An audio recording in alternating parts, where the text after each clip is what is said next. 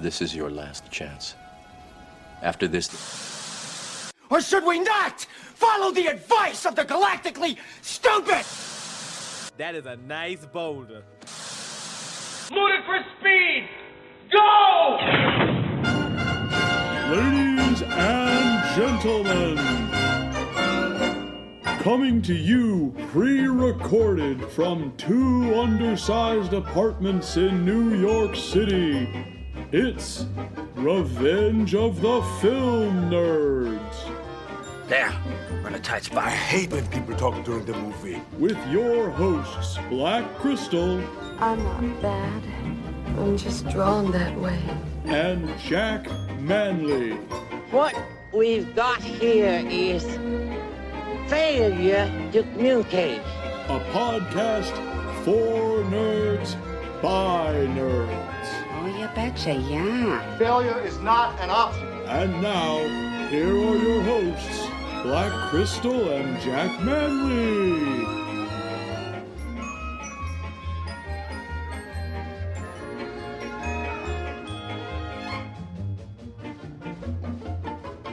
Hello, everyone, and welcome to another episode of Revenge of the Film Nerds. It's your girl, BK, aka Black Crystal, and I'm joined with my amazing co-host, Jack. Say hello, Jack. Hi, how's it going, everybody? How's it going, BK? I can't talk to everybody, but I can talk to you. Yeah, that is true. I am so excited to have you here today and to geek out about our film for this episode because we have picked a crazy movie. And by we, I mean you, Jack. I take no responsibility on this film. So why the hell did you decide to make me watch this? Because we need to talk about what we're getting into today, and that is the film Brazil.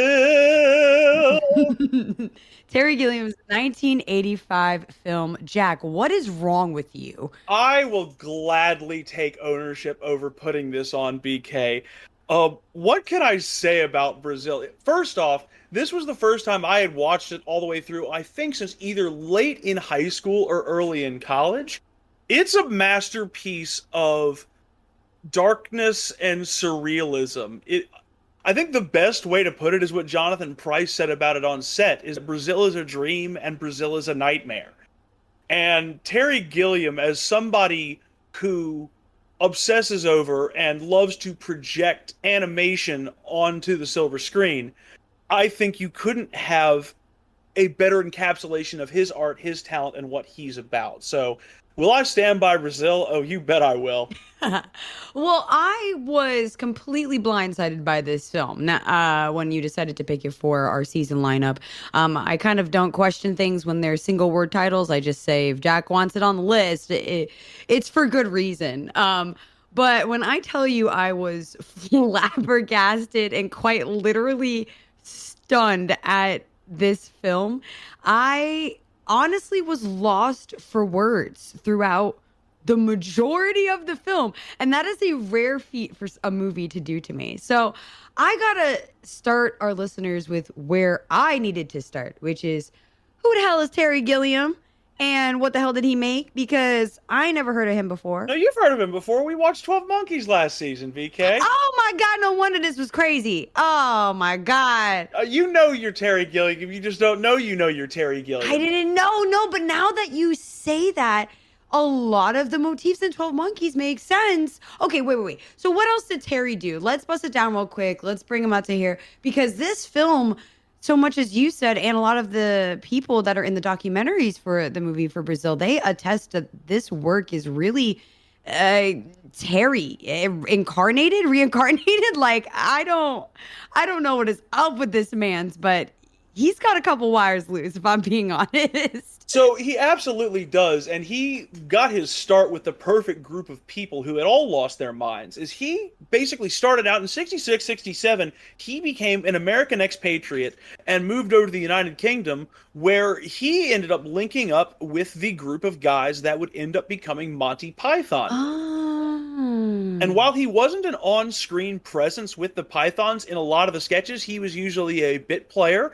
He was responsible for all the surrealist animation that you would see in every single episode of Python and in all the movies. That's where he really started building up his affinity for the absurd. And like, as he likes to put it, the stupidly absurd. You know, it's a very silly, imaginative world that he creates, but he does so with a real specific artistic edge that is irrefutably his. Oh, yes, I definitely see it, and I think that's something to like talk about just briefly is the humor and the silliness of it. It is as much as a sci-fi. I kind of want to argue a little bit of a thriller or an adventure, one might say.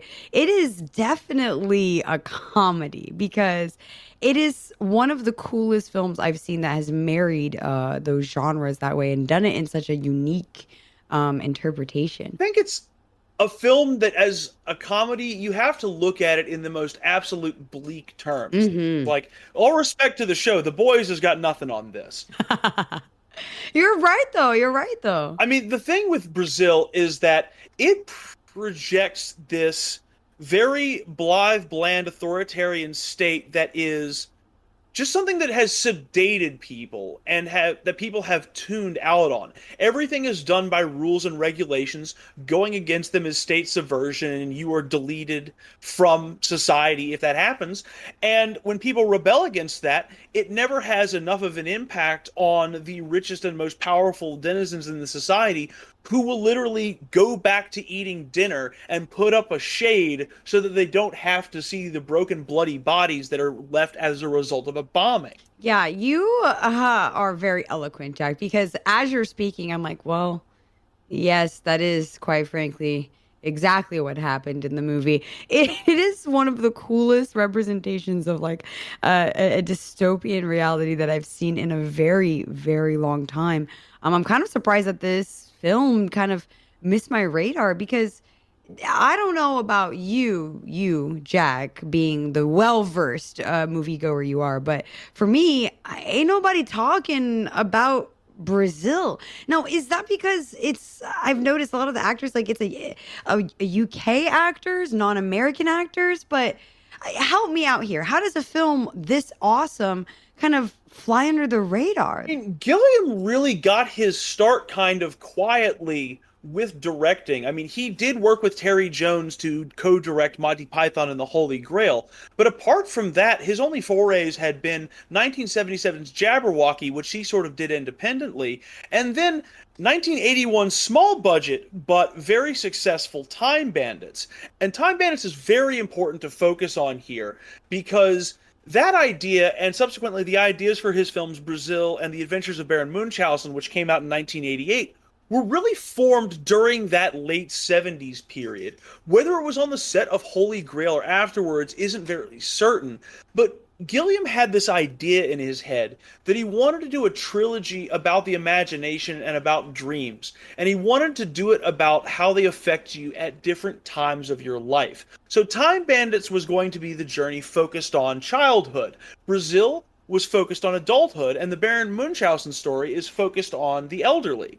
And so Brazil is really that second piece of something that had already come to fruition in Time Bandits. So while it was a very daring, very esoteric project, Gilliam did know exactly what he wanted for it. Yeah, it sounded also like the people that he wanted in the project were about it, at least when it came to the actors and actresses. I know that he had worked with a few of those people, or when he saw some of the people that came into audition for some of these major roles, it was very intuitive for him. So I'm confused where I'm doing my little research, my little BK research. I got my little laptop out. I'm trying to, impress Jack. And I'm like, there's a war on this film. There is gotta be a story behind how Brazil got off the ground to the point where now they're talking about a literal war. That's the terminology that has been used. So, how do I get to this war? Get me there, because I have questions about the war, but there's a whole movie that has to happen before people start arguing about what I think the war is, Jack. So where does Brazil I guess, get its legs from ideas from previous sets or storytelling throughout, Terry's career. How did he get this on the page and into the studio? Here's the thing, BK. The war that she's referring to is the war that is based off of the fight for the final cut and the edit of this film. And we're going to get there, folks, because that is a juicy story. But what if I told you, BK, that the war over the final edit is not the most interesting thing about this film? I mean, anything literally labeled the war over the final edit sounds pretty interesting to me. So bust it down for me real quick, Jack. What do you mean? Okay, so I start doing my research last night, right? Because I want to learn about foundationally the production company that picked this up, how this film got made, all of that stuff. Mm-hmm. And then by the time I was done, we finished watching the film around 1 a.m. my time. By about 4 a.m., after I dug into this for 3 hours, I had to go for a walk. You had to take a figurative smoke break. Like, hold on, this was a lot. So it starts off, well, unorthodox, but normally enough, with Gilliam at Paramount, or about to be at Paramount with Brazil, because he had been offered at the time a $1 million development deal there, where he was going to be guaranteed his final cut and a certain amount of artistic liberty. And he thought that that was the best that he was going to get at that time. I mean, it sounds pretty good to me. Like, anything guaranteeing the director getting final cut is pretty big nowadays. He gets a call at this point now, BK, from a friend of his, Agent Harry Uffland, who's Robert De Niro's agent. Okay. And he talks to him about this deal that he has for Brazil. And so Uffland says, don't do that. Why don't you meet this guy, Arnon Milchan, who is producing both The King of Comedy for De Niro as well as Once Upon a Time in America. So he's working with Scorsese and Sergio Leone. This is a guy working with name directors despite being a relatively new producer. Wow. He in the business. Okay. All right. Well, sort of. He's trying to break in at this point. So okay. Gilliam goes to meet him in Paris, and they have a dinner on the Champs-Elysees where he leads Milchan through the story of Brazil. He regales him with the dream scenes in particular. And Milchan, as you might be able to relate to, he's a bit confused, but he loves what he's hearing. Mm-hmm. And so over the course of drinks that night, he laments, I wish I could work on this film with you. And, Gilliam says, seriously? And he says, yes, no, I wish I could work on this with you. The very next day, Gilliam calls him to let him know he has canceled the $1 million development deal at Paramount. What? After talking over some drinks, don't get me wrong, the movie business is always go, go, go. Everyone's like, oh, you got an idea? Well, I got the funds. Yeah, let's do it. But like that? The next day? And to his credit, and this is the last normal part of this story, to this guy's credit, Milchan says, what have I done? There's no script, no cast, no budget, no director's fee. But, I gave this guy my word, so he does draw up the contract. Now, the thing is, Gilliam had been warned about this guy throughout Hollywood because he was known as an international, playboy, lived in Tel Aviv and Paris, gambled in Monte Carlo, was always at the Beverly Hills Hotel whenever he stayed in LA, just a real jet setter. And he even had, connections to heads of state in Israel and South Africa. But, Gilliam didn't mind all of this because of the fact that, he was very anti-Hollywood, and so was this guy Milchan. So despite the fact that they had very differing backgrounds, Gilliam being a very poor artist, they clicked. But the thing is, BK, while this film is going on, I don't know how else to put this for you, but Arnon Milchan was one of the most integral Israeli spies in the country. Okay. Okay, so here is where it starts getting weird, because I was in my pre-production process looking up his company, Embassy International Pictures NV. Now, it was owned by him. He basically is independently wealthy because of inheriting his father's fertilizer business in the 1960s. At that point in time, he gets contacted by Israeli intelligence, specifically the now defunct Lechem division, which was responsible for espionage where it was concerned for acquiring technological and nuclear components.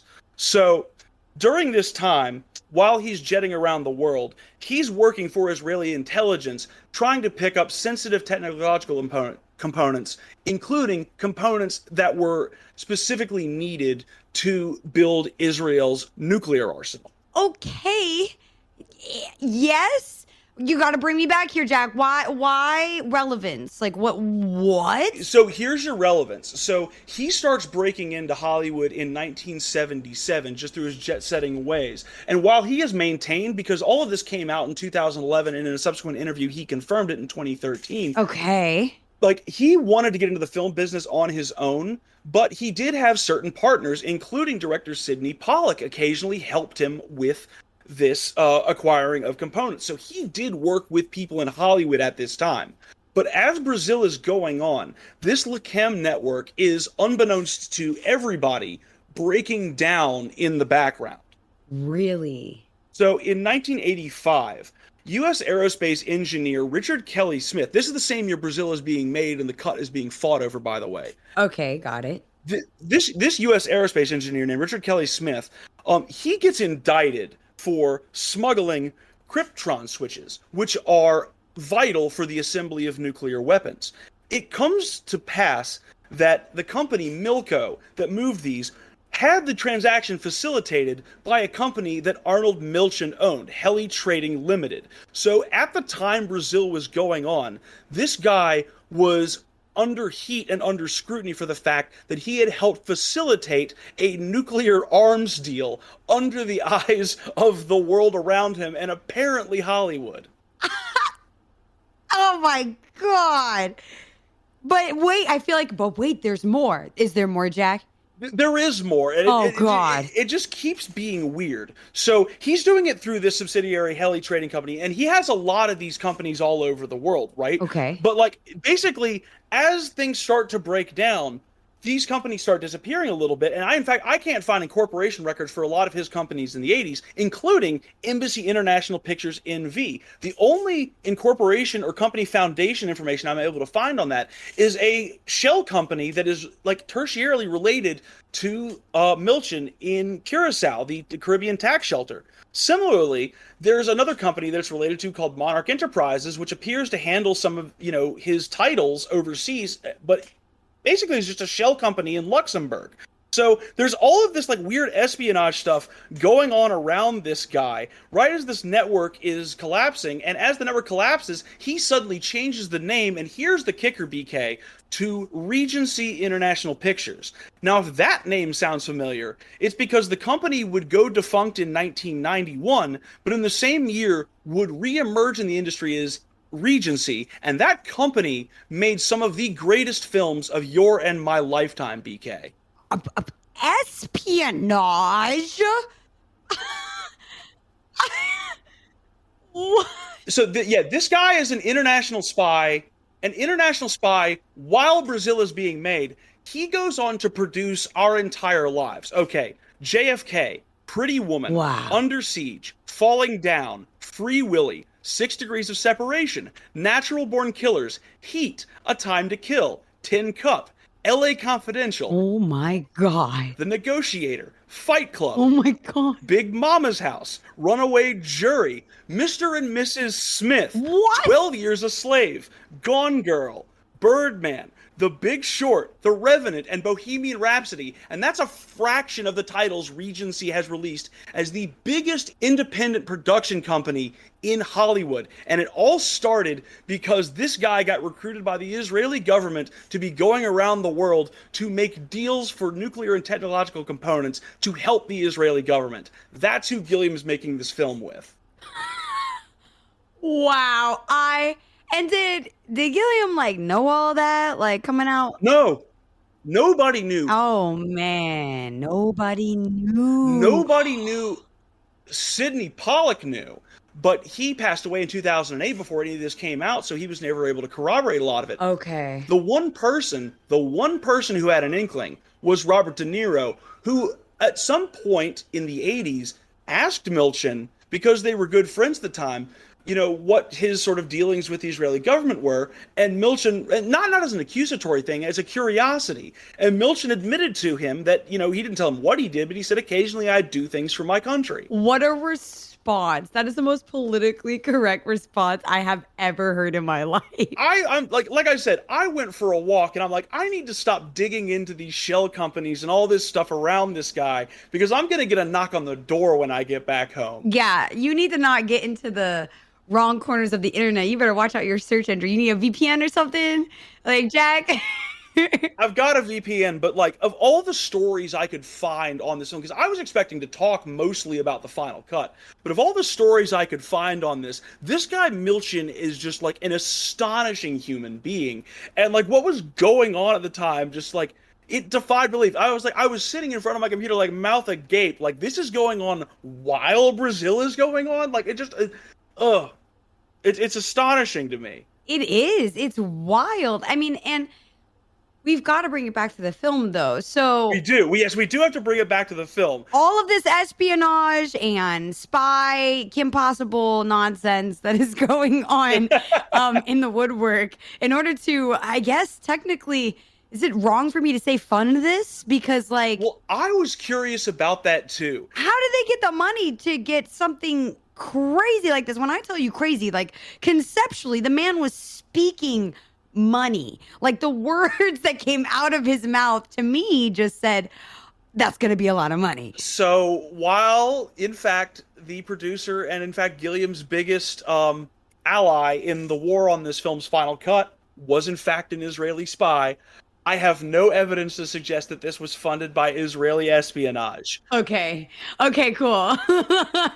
What happened is that in 1983, when the Monty Python film The Meaning of Life went to Cannes, Gilliam and Milchin ended up speaking with Bob Ream, who at the time was running the studio division of Universal. And through conversations with Ream, they were able to get him to guarantee $9 million on the domestic distribution, while Fox came in to give them $6 million for the international distribution, which gives you your grand total of $15 million. Now, can I say for certain that a film that just miraculously came in just right under budget didn't have extra money? That's like speculation if I get in there. I have no proof on any of that. So it's a $15 million film. Israeli espionage, unfortunately, did not fund this. I was going to say, like, are you about to tell me that this went down and I didn't know? Okay, so 15 milli in the pocket. Let's hit the ground running. Let's go. We have our people, I guess. We have our story. I don't know. I guess, Jack, I'm confused because I thought there were like at least 3 different writers, including Gilliam himself, on the actual script.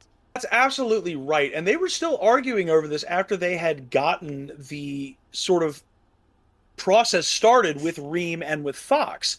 Ultimately, this project had to go because Gilliam had what he thought were great pieces and great images of a story, but he didn't feel like he was certain how to order them. So he goes to writer Tom Stoppard, who he immediately just sort of did not gel with. Like, he thought that the process was going to largely be him conveying his ideas to the artist Stoppard, and Stoppard was going to be able to figure out a good way to organize them and to line them up the way that Gilliam wanted the story to go. And Stoppard didn't work that way. He was largely a loner. He needed to go away for a couple of weeks and then write something. In fact, when he did his draft, and his draft went to Milchin, which was going to be the first draft that Milchin ever saw, Gilliam called him up in a panic before he could read it and said, please don't read the script, it hasn't had my input. So there was a lot of butting heads on the scripting process early on. Okay. That's got to be so annoying, especially when you're someone that's a very like big visionary that's like actively a part of their work. Because we've seen other films, and I know we've even talked about them on the podcast, where the idea or the script kind of comes ready, and it's really just it being brought to life or brought to the screen that has problems. But to hear about the very story construction being such a battle and such a journey, it's kind of I don't know, interesting to me. Like I can't imagine being the creative with such a big grandiose idea that is Brazil, to hand it over and that person be like, yeah, I'm gonna go work on this for 3 months and not say a word to you, and then maybe I'll come back and you can tell me how you feel about it, and then I'm gonna leave again. Like, I could not work under those conditions, Jack. I mean, it's probably why they didn't gel so much. I mean, Brazil is interesting because in this second season, it's the first film that we've talked about where the director behind it really did and does believe strongly in auteur theory, the idea that the director is the sole author. And while they do believe in collaborating with people who are extremely talented at what they do in different departments, ultimately their decision supersedes the professional knowledge that they are being given by those other people because it is the director's decision at the end of the day. So Gilliam ultimately brought in Charles McEwan, who's someone that he had worked with on Life of Brian. And he and McEwan ultimately worked in that kind of framework that Gilliam had foreseen, to the point where Tom Stoppard was not sure how much of his draft actually ended up on the screen. Wow, can you imagine? I mean, I bet there was also a lot of pieces that were kind of stayed the same since Gilliam came out, but I can't imagine working on a piece for so long and then looking at it and be like, yeah, I'm not really sure if that was me or wasn't me. That could be me, but that could also be someone else.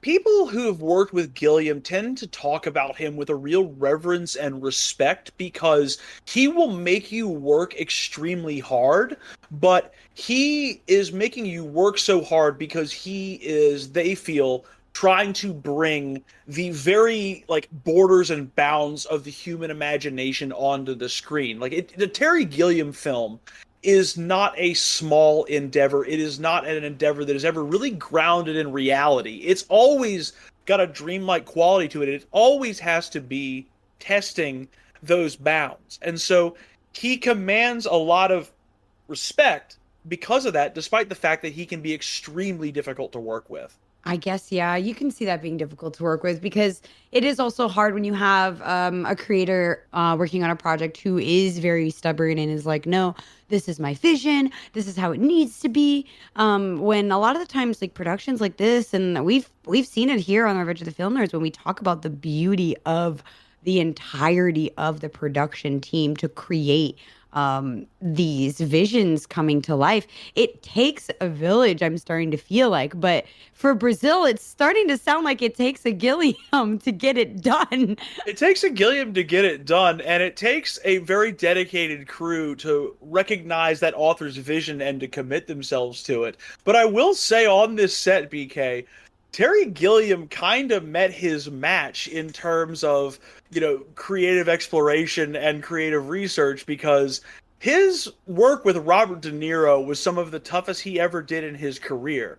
But De Niro was in love with this project, BK. Really? So that was my question, right? I'm glad you brought it there because, boy, was I shocked.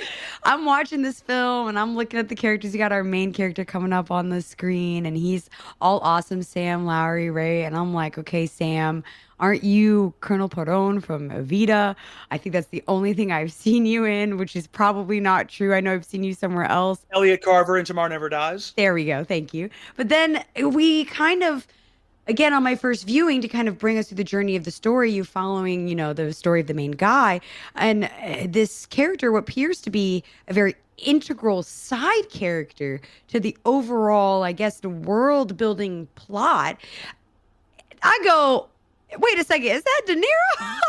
I could not believe my eyes. You would think, again, that someone of his stature and the time period, it's 83, right? Am I wrong? 85? 85. It's 85. I'm like, De Niro has to have been popular, well sought after. How is this man merely a side character? I'm barely seeing him, but he's so invested and he's really playing the role. So how did we get De Niro involved in this project? You mean to tell me he was actually really interested in the story? It was the easiest thing in the world to get him involved with this project. And BK, this was De Niro at the peak of his powers. Raging Bull was only 5 years old. Wow. Once Upon a Time in America, which was a, commercial failure, but a critical smash, had just thoroughly sealed his credentials in the mobster genre yet again. Taxi Driver was less than 10 years old at this point. And the thing is, De Niro got his hands on the script, and he loved the story, and he loved the idea of doing the character of Jack Lint, who was Michael Palin in the film, the interrogator, the very obsequious, bobbing around, will do anything to please the order kind of guy. And instead of getting that role, that wasn't available, so he decided he would take the bit part of Tuttle, this everyman who rebels against the system by fixing people's heating against regulations, and is seen in this world as this like absolute terrorist and this complete subversive because he would dare go against regulations. And it's a part that De Niro, like, he did a lot of research for it, and he used his method to get into it. Like, the tools that Harry Tuttle had, De Niro brought those tools. Gilliam didn't give him those tools, BK. That's so funny. He would insist on, doing, deep research into Tuttle's character. He would want to do 20 to 25 takes of all the shots that Tuttle was in, and it ended up turning 1 week with De Niro into 2 weeks with De Niro. I mean, I don't know. I think the banks would be complaining about 2 weeks with De Niro, but I think anyone on set would have loved more time with him. Well, BK, here's the thing. What if I told you he was giving him those 2 weeks for free because he loved the script? No way. Really? Yep, absolutely. And despite the fact that Gilliam had a tough time dealing with De Niro and his method, De Niro loves Terry Gilliam and said he would work with him again in a heartbeat. Oh my gosh. Oh man, that is so interesting.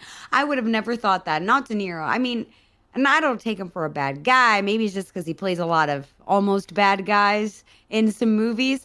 But I would not put him past him to like something like this. I guess this is really a story, though, that is totally different than what was coming out at the time. I mean, I can't think of anything that is really remotely close to it. Well, think, too, about how juicy of a bit part that actually is. Like, I gotta give De Niro credit for his insight into that, because you look at Tuttle's character in the context of Sam. Sam is stuck in this world, at the beginning of the film, he doesn't even have dreams. He's not sedated by the system, but he is just so utterly despondent about it that he doesn't aspire to do anything, because what is the point of even having aspiration?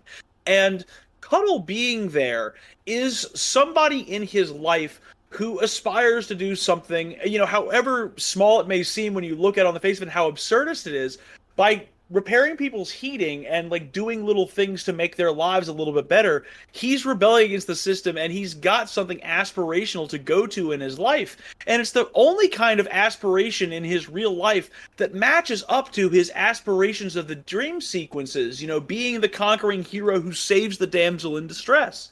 Oh man, we gotta talk about these dream sequences, Jack. Like, we gotta just bust them down real quick, because I'm watching them, and for the majority, I would say the majority of the film, I was quite frankly confused as to their meaning.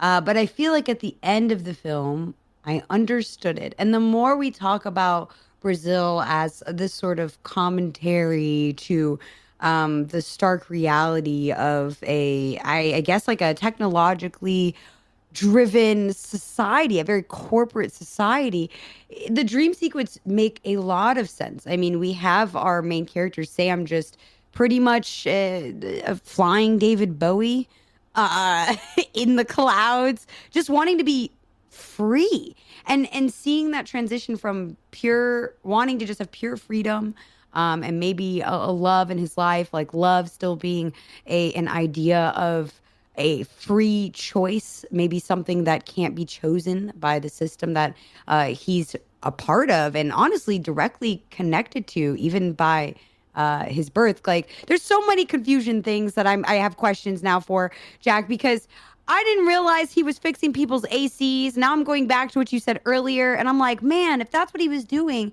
the world that they're in is really bad. Like really, really, really, really bad.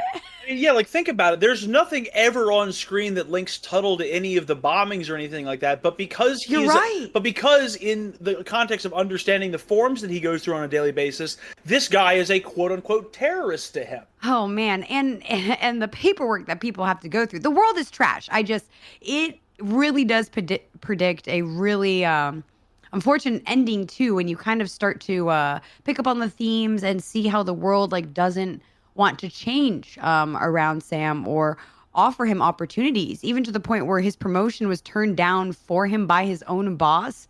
He didn't even get a chance to say no. Wild to me. But I think the story really kicks off. I wanted to say the second act, but because normally movies are 3 acts, but I feel like this movie had 4. It kind of did, didn't it? Yeah, it felt like it had 4 whole movements, because the first 2 movements really set up the world and our character and the pieces on the board.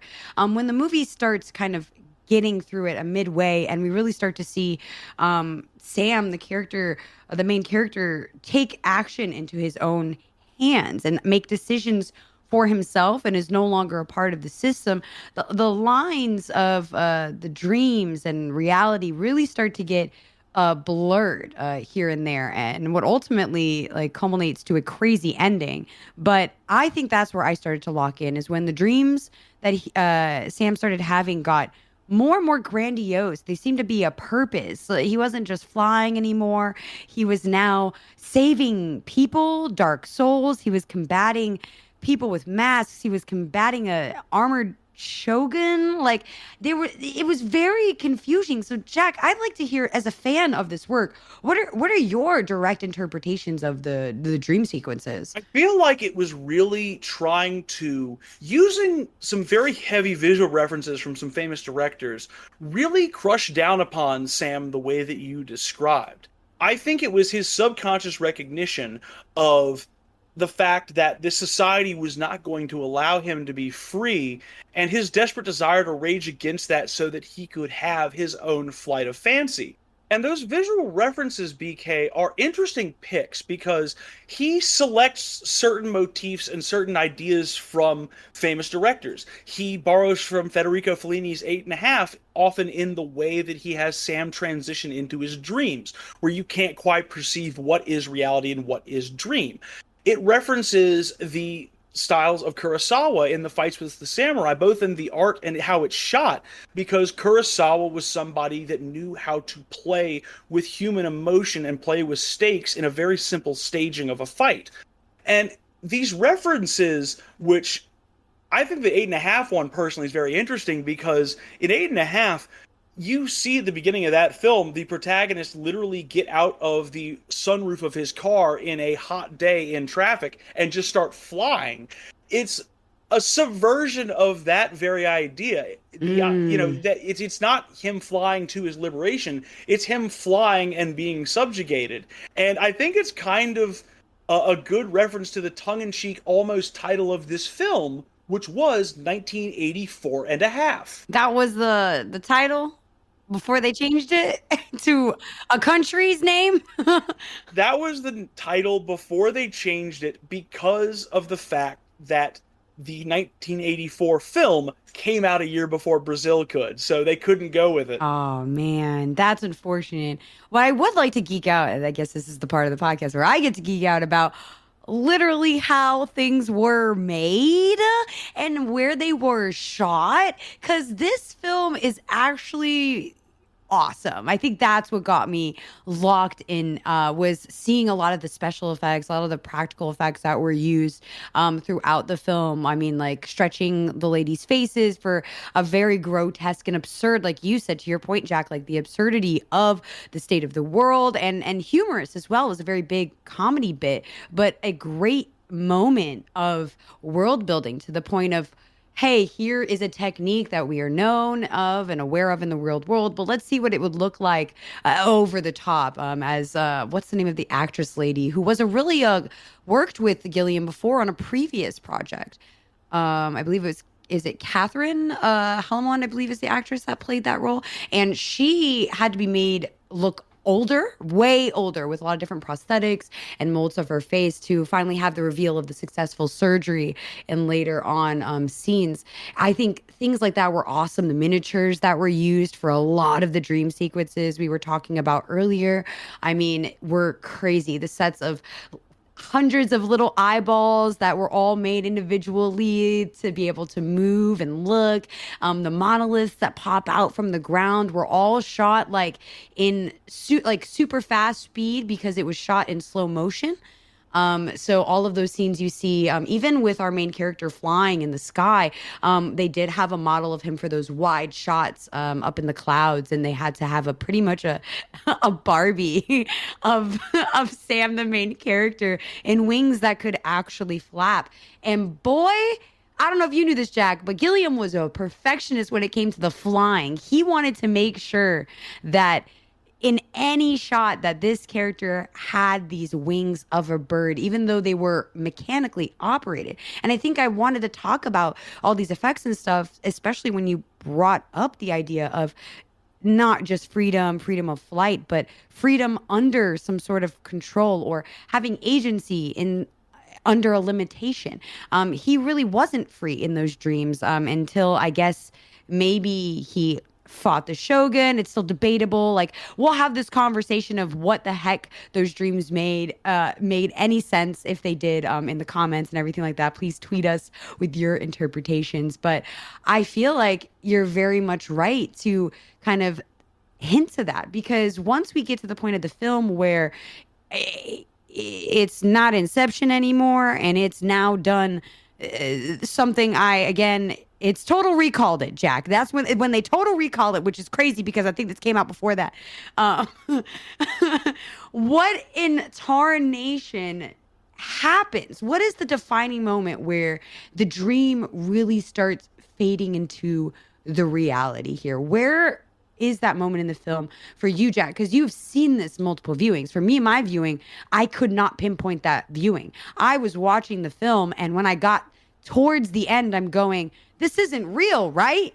None of this is actually happening, right? And then I was validated at the end that I, in fact, wasn't the crazy person, and none of that did happen. So, Jack, where did I miss the line in the narrative? And where did those lines start to really blur? At least for me, BK, when I was watching this film, it doesn't really verge over into totally becoming a dream for me until that pivotal sequence at the very end where he's about to be tortured and suddenly Tuttle and this brigade of armed men come in to save the day suddenly. I think what the film really does in its construction in the first 3 acts is this. It sets up this very conventional story in dystopia of this guy who wants to escape, sees a picture of a girl who looks like this girl he's been dreaming about in his dreams. He becomes obsessed with her picture, subsequently gets her in trouble, or finds out that she's in trouble, rather, and then goes to great lengths to try and meet her and get with her. And it's him really getting to have his flight of fancy throughout the story. You know, he actually is winning against the authoritarian world. And then, in what is my favorite sequence of the film, he gets arrested, and the film throws his entire flight of fancy back at his face with charge after charge after charge. And he is, his love gets shot resisting arrest, and suddenly, he's put in a position of, be tortured into confessing to be a subversive, even though you don't feel like you've done anything wrong. You just tried to be free. And so I feel like the fact that he goes catatonic right then is just such a brilliant idea, because he can't handle a world where he can't actually escape. He can't live in a world where that's not possible, and it breaks his mind. Yeah, it's hard to live in a world without hope, and I think that's like maybe one of the biggest draws that I got from the film there is that really all the efforts were futile. One of those feelings where, when you realize the confines that you are in, and you stop questioning the state of your reality, you kind of have to either accept it or, rebel against it, or the third option, I guess, which is not being able to. And I think that was a very grim take that resonated with me. I think, quite frankly, Jack, if there was any other version of this film or ending, I don't know if I would have liked the film. So I guess that brings me to ask, was there supposed to be another ending? This great war that you were speaking of had to do with the final cut, but that wasn't the ending, right? The ending was locked in? Well, what we watched for our watch party is we watched the original international cut that Fox sent out when the film was released and ready for international distributors. And people kind of had your reaction to it overseas, is, they were, kind of confused by it, but they really enjoyed what they were seeing. But basically, it wasn't commercially viable internationally, other than in France. It picked up a following because the French have always been good with, more new wave, more esoteric and avant-garde ideas in their films. So in that market it worked, but elsewhere it wasn't really working.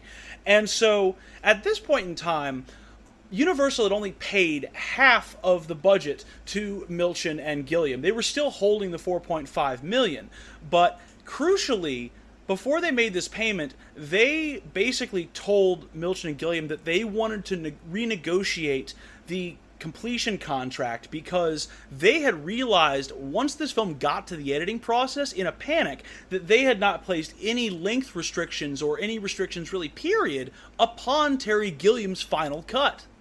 Oh man, no restrictions on a final cut?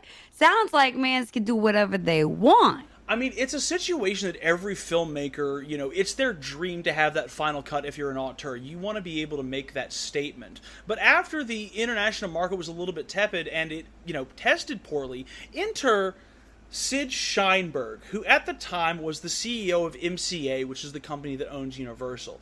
Now, he had worked very, very closely with Steven Spielberg in helping him get his start in the 70s. And more to it, Sheinberg had also been a guy who had given a lot of creatives a lot of opportunities and had fought for the rights of directors. So Sheinberg was by and large recognized in Hollywood to be a good guy. But he also had a habit of trying to make sure that he got final cut, to trim films down a little bit. He had a vision for making films marketable as an executive, and that's the way that he thought. And Gilliam was going to be damned before he gave final cut and that commercialization to this film, rather than putting out his artistic statement. So, under protest, he goes back and he does, after this negotiation happens and the $4.5 million is given, which Gilliam said he felt like was a gun to his head, he makes a second cut, 11 minutes shorter, under protest. And then it gets bad because Sid Sheinberg doesn't like that one either. Wait, in like both endings?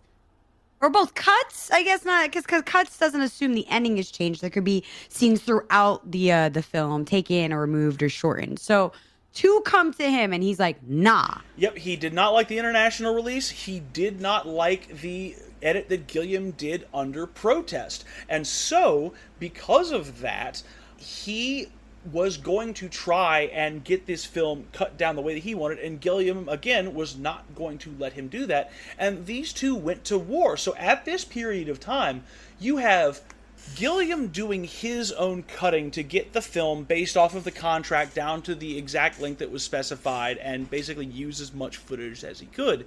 At the same time, unbeknownst to Gilliam, you have Sid Sheinberg on the Universal lot doing his own edit on the back lots with his own editors. I just can imagine that, like, in the back lot, in like a trailer, sweaty little trailer, them being like, all right, let's just get our own edit down. Let's just do it. We have the vision. Let's make it happen. Well, it became a very prolific conflict. In fact, in researching this, I actually stumbled upon the work of LA Times columnist Jack Matthews, who not only did some columns that were substantial to my research, but also wrote a book, if you want to read more about this war, called The Battle of Brazil. Basically, at this point, it becomes open war. Like, Sheinberg is doing his own cut. Gilliam responds by making sure that his original cut starts getting leaked out onto the Universal lot and onto lots in Hollywood. And it starts picking up a lot of notoriety to the point where people are asking if an unreleased film can win Best Picture. I mean, unreleased here, right? It's been released internationally. It has, but it's an American production, so you couldn't claim it to be a foreign film under the rules of the Academy. Okay. But Sheinberg is adamant that he's not going to do anything with the film right now. He, even says that he will, openly shop the film as Gilliam cut it to other studios to see if they want it. And To that point, Milchin jumps in and says, listen, I'll just pay you $4.5 million if you'll give me the rights back to it. And while he's having those discussions with Sheinberg to try and get the film back that way, he goes over to TriStar, and TriStar almost sets up the distribution deal for this and almost is able to put this out. The only problem is that Sid Sheinberg doesn't like the revenue split that Universal is going to get from that deal. So he nixes that too. Aw, not the rev split. I mean, I get it. At least that's, there's a reason there, not just, I didn't like it. So it got released in the States, right? How did we get there? Honestly, what happened was it was a culmination of a couple things that were really significant pressure campaign by Terry Gilliam to get this film out. One thing that he was very quick to do is he got himself out an ad in Variety, a full-page ad in the trade, which at the time cost him $1,500. And it said, and I quote because I've got it here in my notes, "Dear Sid Sheinberg, when are you going to release my film, Brazil? Question mark. No way. And not only that, he went on Good Morning America at the time with Robert De Niro, actually, who was trying to help him out by promoting the film despite the fact it hadn't been released in the American market. And when the interviewer asked him, so we hear you're having trouble with the studio, Gilliam says, I'm not having trouble with the studio, I'm having trouble with Sid Sheinberg, here's his picture, and pulls out a photo of the man on Good Morning America. No, this is savage. This is wild. And at this point, this is when Sheinberg was doing a lot of his sort of aggrandizing about, oh, I can't sell a film. Other Hollywood executives have laughed at me for even trying, But ultimately, what turns the tide for Gilliam is that he was asked at this time, just completely unrelated, to teach a film class at the University of Southern California, at USC's very highly regarded film school. And so he decides, as a lecturer for these 2 weeks, that he's going to bring in a quote-unquote audio-visual aid, which is his cut of the film Brazil. No. The only thing that almost rumbled him was that it was supposed to be a class, but a couple of students advertised it as a screening. And so the studio told him, no, you can't show this here. You absolutely can't show the film. And literally spent the lecture, the first lecture that Gilliam did, on the phone with him, interrupting his class, talking about what he could and couldn't show. And finally, they agreed that Terry Gilliam could show a clip. So he did show a clip. The entire film of Brazil. What a guy, bro. That's my man. Oh my God. And he does this for 2 weeks, BK. And no. During this time, this is when the LA Film Critics Association sends its critics to go see the film, and they absolutely fall in love with it, to the point where it created one of the most embarrassing situations publicly for Universal in history. Because, BK, at this time, Universal is not worried about Brazil. They're focused on their particular film that they're pushing for the Oscar in 1985, Out of Africa, directed by Sidney Pollack. Wow, really? And on the night of the release, when they should be celebrating the success of Out of Africa at its highest peak, they find out that very night that the LA Film Critics had named Brazil the best film of 1985. And finally, Sid Sheinberg's hand was forced, and he had to release Terry Gilliam's version. That's a way to cave. What a way to cave, bro. Like, If you or anyone you know or love was involved with the production of Batgirl, take some notes. Like, you might just get your film out. No film, if we learned anything last week with Total Recall, and as we're learning with this fight over Brazil, no film or no cut is ever truly dead if you can build that buzz and you can build the right momentum. That's crazy. Here's to Batgirl. You are right about that. That is wild. A film that doesn't get released will find a way, especially when you have powerful creators behind the work who are really pushing for their vision, their cut. Like, what a story to see that, though. Like, it's inspiring, low key. I don't know if things work the same way they worked back in the day. Things are definitely different now, but it's still inspiring nonetheless to hear of a journey of a film that might have not made it out here, pretty much get released the way the director wanted on shore persistence. I mean, it's kind of a product of the system today that we don't have more films at this kind of budget level with this kind of ambition as Brazil.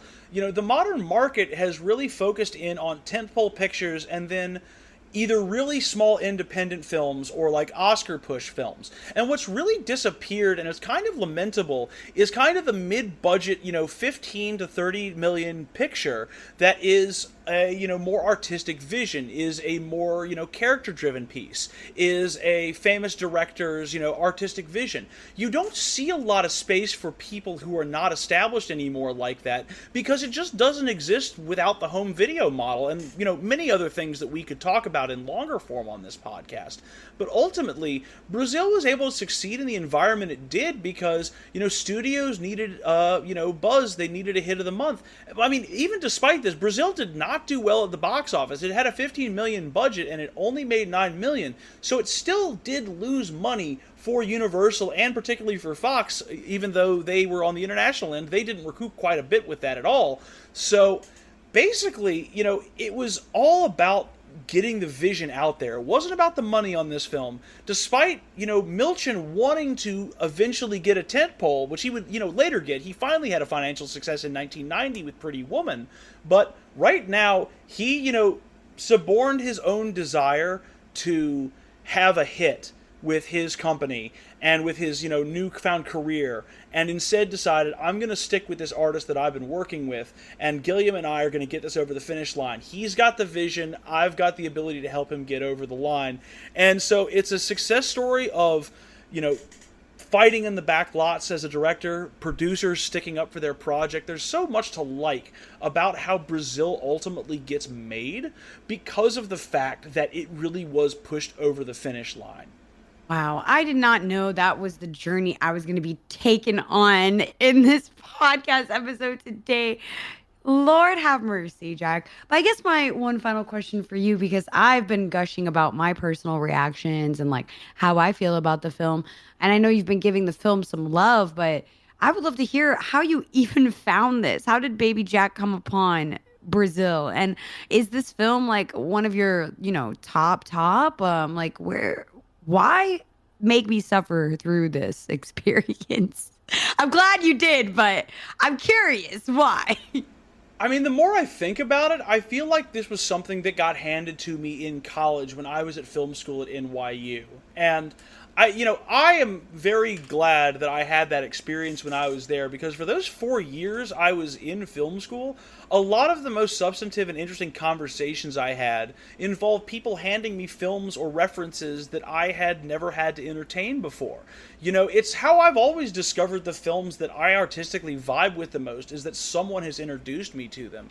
And so why introduce Terry Gilliam to Brazil?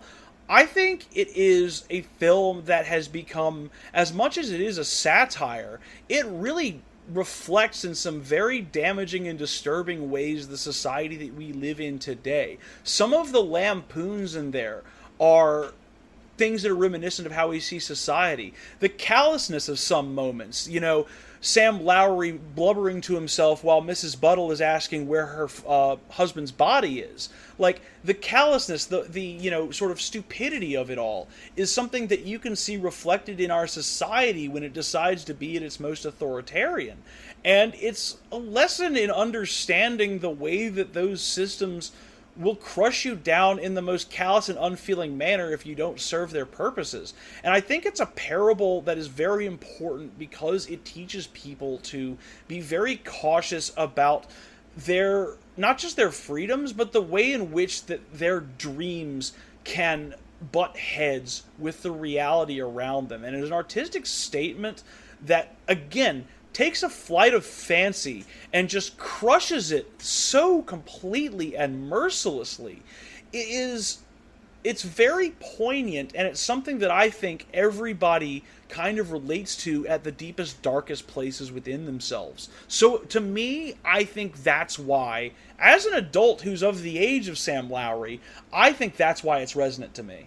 Oh man, I love how you took that approach there. You're like, yeah, I love how dark and awesome it is. And I'm like, yeah, I thought I got fun from it. not to say that the dark themes weren't missed for me, but I genuinely got a sense of humor and jolliness. I know that's a weird term from it than I've gotten from any other sci-fi work that really does try to depict such a crazy, depressing future. I love the vibes, the retro futurism it has, also the noir vibes. I picked up on that, Jack. Very much noir vibes in this film. I pegged for why you'd like it. I thought that was going to be your take. You're like, okay, it's noir, sci-fi. You'll love it, BK.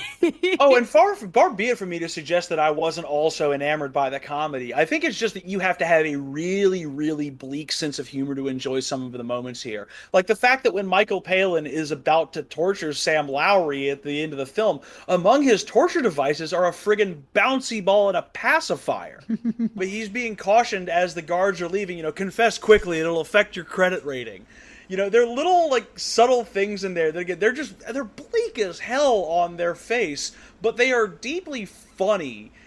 You're supposed to laugh at how horrifying the reality of Brazil is. Yes. But I think you need to recognize, that darkness is never all that far away. That's 100% true. And I feel like it is so smart I hated on the dream sequences at first. I was a big, not a fan of them. But as it got incorporated into the story more and I got to understand more of it, I started to see the dream sequences as stage plays and the way they're done. And with all the references you've mentioned on the pod today with Chris Ha, I'm like, I see it. I see it. I get it. I think I might understand now. This is definitely one of the films, though, I recommend a second viewing. And if it is your first viewing and you've listened to us ramble about this and have never seen this, you're crazy. But I know some of you are out there because you kind of want to get feelers before you dive into something that's 2+ hours long, thanks to the cut. Watch it with friends. Watch it. Pay attention to it. This is not a film you can do other things while watching it. It is one of those films that is very much an experience. And I highly recommend this experience. And Jack, thank you for bringing this to the surface, because I feel like as a big sci-fi head, I should know of this, especially as a big 12 Monkeys fan. I cannot believe that this film passed me up. So thank you so much for making us do this on the podcast. Absolutely. I just find it funny now that we're on week 4 of this season, and so far your picks have been these great successes of commercial and critical coming together, and mine are little cult films that did kind of poorly at the box office but then gained notoriety over the years. So I think we're starting to play to type a little bit. But I love that. I love being able to learn so much about what you have, and I love forcing you to watch my favorite movies and talk about them for the most part. But for the next episode, we actually have a film up that is your pick, but I'm quite frankly very excited to get into it because I am aware of the series, I guess you would call it the internet sensation that exists from the creator of this film that we're going to be watching. Jack, so I want you to lay it up because it is your pick and give our listeners a little taste of what they're going to get into for the next episode. So if y'all thought Brazil was out there, we are going to be watching next week the 2012 animated film It's Such a Beautiful Day, directed and written by Don Hertzfeldt. Now, a lot of you will know Hertzfeldt from the world of comedy because he directed the animated short Rejected. Yes, the Rejected series, yes. Mr. My Spoon is too big. My spoon is too big. But so, if that's all you know Hertzfeldt for, I'm glad you know his early comedic works and his shorts because they're hilarious. Mm-hmm. But he works and thinks in his later work, including It's Such a Beautiful Day, in the real mysteries and vagaries around life. Just the moments of impact that you have and the pointless moments held hand in hand is equally valuable. And it's a film that paints using stick figures and in-camera editing techniques that are from the experimental film and experimental animation movements, which I can't wait to talk about, but using some of the oldest techniques in film and the oldest drawing techniques that humans have had. It examines one man's life and everything about it in a way that maybe a little bit reminiscent of Slaughterhouse-Five for those of you who have read it, but at the same time, it is its own unique emotional journey. And of all the films that we've been getting ready to talk about this season, this might be the one I'm the most excited for. I quite frankly cannot wait. I am a big fan of I call it the rejected series. It's more like because like it's an anthology series. I found it on the internet in the YouTube days of peak YouTube. I think a lot of us internet heads have found it, and I did detect a little bit of the storytelling even in those comedic bits. So I'm excited to see something longer in length and something with, I say, a little bit more of a serious approach. But I know there's going to be tons of abstract things involved in here between the storytelling, between its execution. And you know I love me some animation. So, Jack, we are going to go off on this next episode. Y'all are not going to want to miss it. Next week, I promise you, we are going to laugh and we are going to probably both bawl our eyes out. Oh, for sure. I watched the trailer for this baby, and I suggest y'all watch the trailer and gear up to view it yourself so you can listen to the podcast when we dissect everything, for it's such a beautiful day. I know I'm going to be crying and angry and confused all at once, a bundle of emotions. You're going to love it.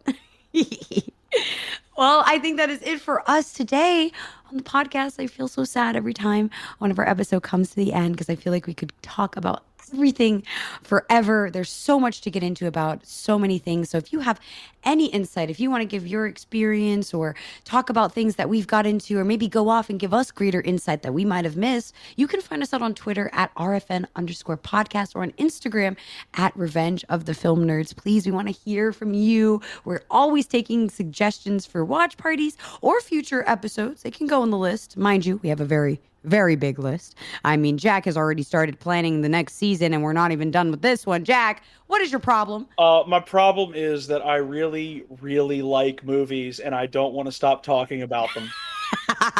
That sounds like a good problem to have.